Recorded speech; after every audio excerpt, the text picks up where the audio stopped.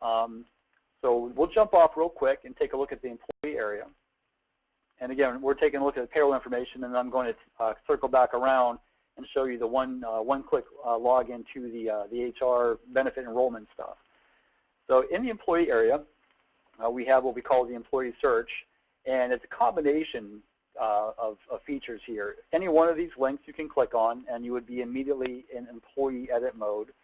If you're looking for a particular employee, you can, again, start typing some letters or characters and click on the search. Now, this is within this company. It's a distinction from the home page there. These are only the employees that were in our doors company here. And then I can filter that down. We also have dynamic filters, so based on the org level that we set up, these will automatically populate, so they can filter down to location or division or branch or however we set it up. These are dynamic, and they just simply select it, and then that will also skinny down the list. Once you click on the employee, it directly takes you to what we call the employee information. And the thought process here is kind of the old manila folder that we used to keep in the old file cabinets 30-odd years ago. It's designed to be kind of a heads-up, one-stop shop of all the information we have for this employee. And you notice it's all read-only. You can't change anything here because that's not its purpose. Its purpose is just to allow you to preview anything down to direct deposits and time-off balances if you wanted to. If you needed to get to the underlying information, then you could simply click on the little green arrow, and that will take you to the form that actually feeds that particular portion of the information page. And this is an employee view or an administrator view? This is an administrator view. This would be comparable to if you were using some kind of enterprise-level payroll product. This is the view that you would be presented as a payroll administrator. Okay. And we'll take a look at the employee view and also some things that we can do regarding supervisory access on the employee side. So once we get into the employee edit view, which is where we're at now, we can change any of these fields in the standard matter of changing fields anywhere. So we can delete prior last name, change that, change our veteran status. And you'll notice that the fields stay this little kind of lighter blue shade, indicating that we've changed some data on the fields, haven't yet saved it to the database. And the reason for that is we just want to alert the user that there's some changes that they still need to save on, into the database. And they can do that simply by clicking on the Save button down below. Now, if the user tried to leave this page or tried to leave this employee by using the drop-down menu, they'll get a little prompt indicating that, hey, we noticed that you made some changes. Do you want to go ahead and abandon those? Or do you want to stay and save those, at which time you can then move again? So I'll go ahead and click Cancel, and I'm going to save my changes. And then that font goes back to the standard black Arial or whatever it is that all the other fields have presented. That presentation is the same throughout the system. So anywhere you go, if you change a field, it's going to change that blue color, and then it's going to stay that way until you save it. And then if you try to leave that page, it's going to prompt you and say, hey, you know, we noticed you've made some changes, haven't saved them. Do you want to go ahead and do that now? Once I'm working with my friend Bill here, I can go to any one of these payroll type tabs, and they each have a number of sub-tabs. We'll take a look at a couple of the germane ones. We'll start here at the department position. And again, this is that org level structure that I referred to earlier. We'll build these on the fly per the company specifications. And these can be pretty much anything that you might imagine. Typically, you'll see like location or branch or division, department certainly. We'll label them appropriately, and then the drop-down list is fed by the master company setup. We also have some position level information, EEO class, workers' comp class, and all of these are actually fed by the integration with the HR system or vice versa. We'll take a look at payroll data. We wouldn't be much of a payroll company if we didn't give you a lot of flexible ways to provide compensation to your employees. So on the rates tab, which is the default view here, we can have a number of different rates. And this would be important if your clients pay people for different types of labor. For example, if they're in the manufacturing sector, they may pay one rate to run an EDM wire mold machine and another to come in on a weekend and sweep up the filings on the floor. But you could also have multiple rates for hospitality workers, The key here is that you can maintain these rates in a nice format so that when you're entering payroll or you're integrating with a time and attendance solution, it's not really necessary to know what rate the employee is making, simply what rate code should be applied to those hours. Taxes, we do pay all taxes. We file all federal, state, and local quarterly returns and filings. This is where you manage those taxes for the employee. When you set up a new employee, all of these will pretty much be automatically populated. So this is really just editing. For example, if we wanted to change Bill's W-4 settings, we could manually go in and we could update that on the fly here. So we'll change it in a single, add a couple of exemptions. But he can change that too, right? In the employee view, we do have a W-4 screen that the employee can log in. They can change that, and then it goes into what we call an approval status. Because, again, what we're looking at here is really like your first-line administrator payroll staff type view here. Right. The employee can make those changes, but it doesn't get written directly. Somebody has to go in and approve those changes. Absolutely. Okay. Deductions, again, typically deductions that are handled by the benefit enrollment piece, so your health insurance, your vision, anything that comes over will automatically populate here. So all you'd really be managing here would be additional items. Typically that's going to be your child support, your garnishments.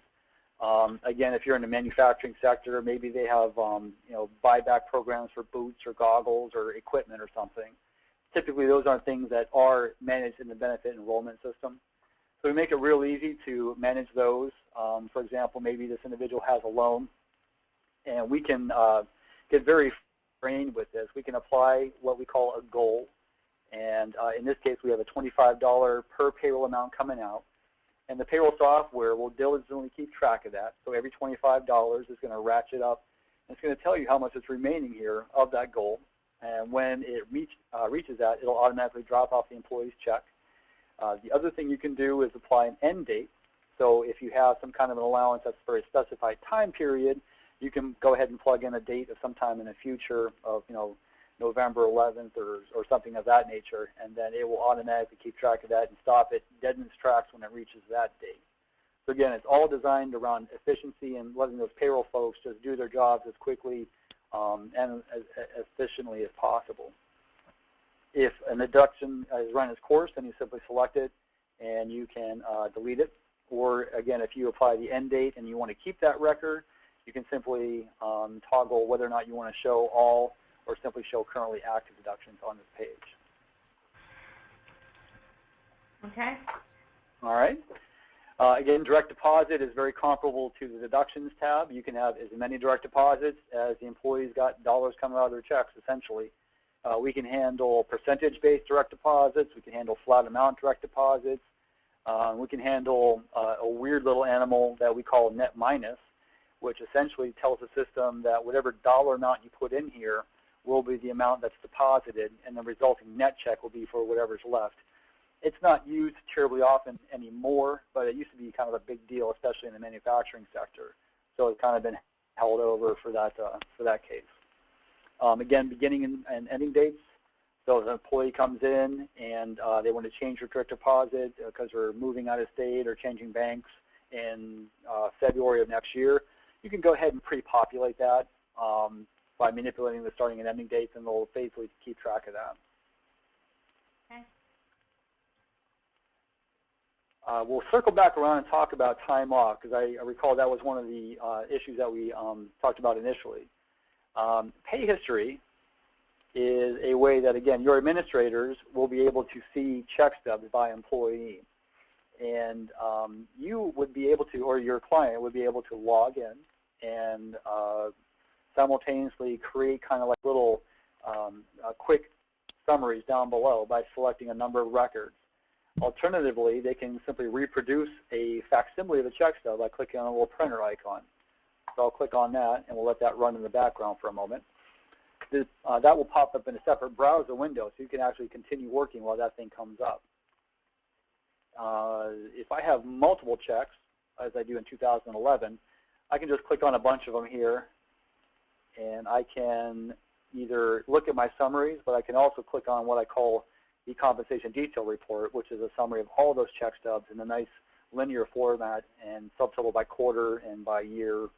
And it makes a nice report that you can hand off to maybe somebody who's trying to get some assistance or a car loan or something of that nature.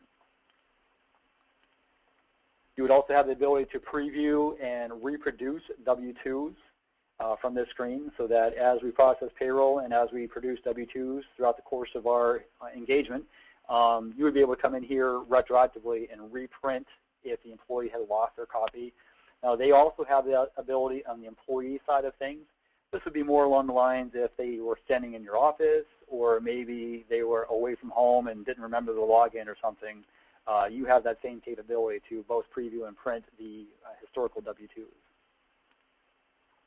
And then before we get too much farther, we'll just take a look at that check stub. Again, this does come up in a separate window, so we can continue working. But this would be a facsimile of that employee's check stub for that particular time period.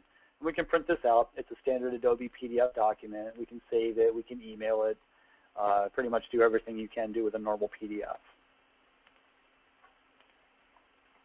Okay, and then finally, we'll talk briefly about the employee tasks. This is where you can configure your new hire screen. And again, depending on the level of integration that we put together, this may be moot. If you're using the applicant tracking feature, this will probably come in to the payroll system automatically. But if that's not the case, or if they need to add an employee very quickly, there is a full wizard process here. And the user can configure this. They can change the fields. They can add fields. They can declare that certain fields are mandatory, so it wouldn't let them save this until they populate those fields. But essentially, they just kind of tab through this and add all the information to add a new employee. And they can roll up and roll down different areas and complete the form as necessary. Rate information. And again, I'm glossing this over because the assumption here would be using the applicant tracking piece. Enter and configure the rate information, and finally, when you get down to the bottom, enter the tax information, and then you would be able to save the employee there. And I bring that up only because I'm going to circle back around here a moment to that. All right, and finally, regarding the employee section, we took a look about the different tabs here, but I did want to point out this bar area because we've been focusing on our friend Bill Black here all along. And this bar is your standard drop-down menu. So I could drop it down. I could select from a different employee. I can resort, and I can filter that bar. It's also a search tool. So if I just kind of click in here, and I'm looking for somebody else, again, I just start typing some characters, that employee's name or social security number, and then that becomes, a dynamic drop-down list trying to find the employee that I'm looking for. So the system's pretty smart in that regard. It's going to try to match based on what you type into that little box. And this bar is ubiquitous across the entire payroll application. So once you get to know the bar and the tab system, you can pretty much go anywhere and do anything in the payroll application side of things.